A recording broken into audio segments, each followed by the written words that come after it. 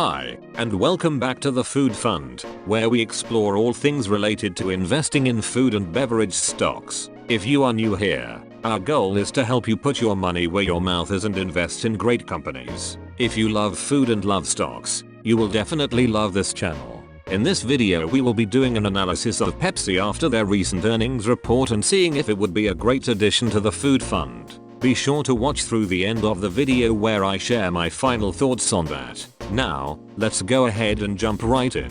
Cue the logo.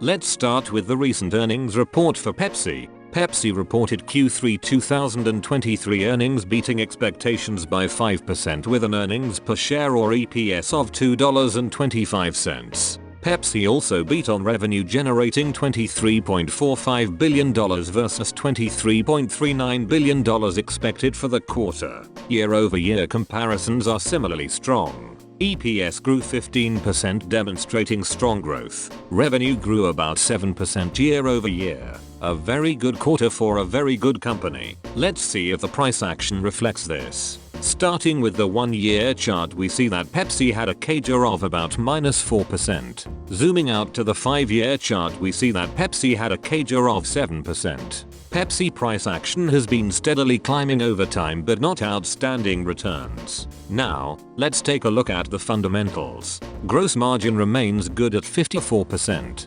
Revenue has compounded at around 7% over the past 5 years and has reached nearly $91.6 billion most recently. Pepsi has been steadily growing revenue over time. This is a hallmark of great blue chip companies. Looking at cash flow, we see a 5% CAGR in operating cash flow from the last 5 years, while capex has increased at a CAGR of 10%. So this results in a free cash flow growth of about 3% CAGR. Again, the steady operating cash flow growth signifies the strength of the company, though the rapidly expanding capex is certainly undesirable. Weighted average shares outstanding have been decreasing at about a % CAGR, going from 1.43 billion shares in 2018 to 1.38 billion shares most recently. Pepsi has been slowly buying back shares. This is a great use of their free cash flow when shares are undervalued. Now let's view return on invested capital.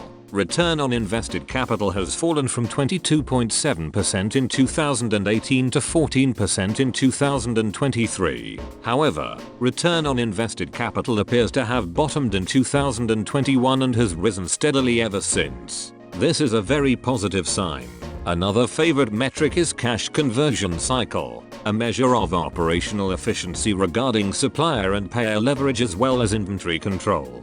Going from -15 days in 2018 to -109 days most recently, Pepsi has gotten a lot more efficient managing inventory. Digging deeper, we see that this improvement seems to primarily be from a jump in the days payables outstanding, meaning that Pepsi has negotiated paying their suppliers much later. In fact, in 2022 the days payables outstanding was 93, meaning Pepsi paid its suppliers about 3 months after receiving supplies. Most recent, the days payables outstanding is 201, meaning Pepsi now pays its suppliers nearly 7 months after receiving supplies. This is a huge win for Pepsi, and I expect those supplier contracts to last for at least 2 to 3 years. Last, let's explore Pepsi's debt. The net debt to EBITDA has been improving, going from a high of 2.5 in 2020 to 2 most recently. This is a very good sign that the company is slowly paying down debt relative to rising earnings. The fundamentals of Pepsi were already strong and are still improving.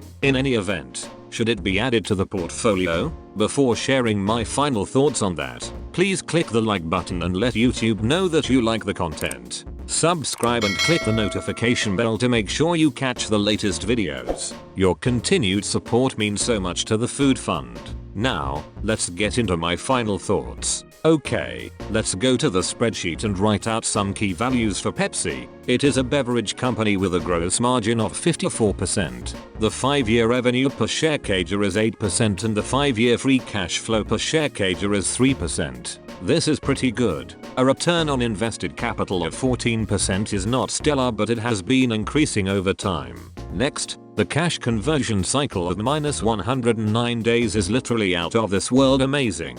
Investors will be hard pressed to find a food or beverage company with better operational leverage. Concerning debt, a net debt to EBITDA of 2 means that Pepsi could pay off all of their debts with about 2 years of earnings. So from a fundamental standpoint, Pepsi is very strong. Now let's switch our attention over to valuation. Pepsi is actually slightly overvalued relative to the S&P 500 with a ratio of 1.1. The price to earnings growth, or PEG ratio, is 3.1, which means that Pepsi is overvalued compared to its projected earnings growth. Pepsi is a fundamental juggernaut in almost every metric. If management keeps this up, I believe the company can last another 75 years easily. The share price has been falling along with the rest of the market, which is providing some outstanding entry points to interested investors. In my opinion, this is one of those rare opportunities where the company is improving and the share price is falling. This company will definitely remain on the watch list and is now one of my favorite companies. Many thanks for watching.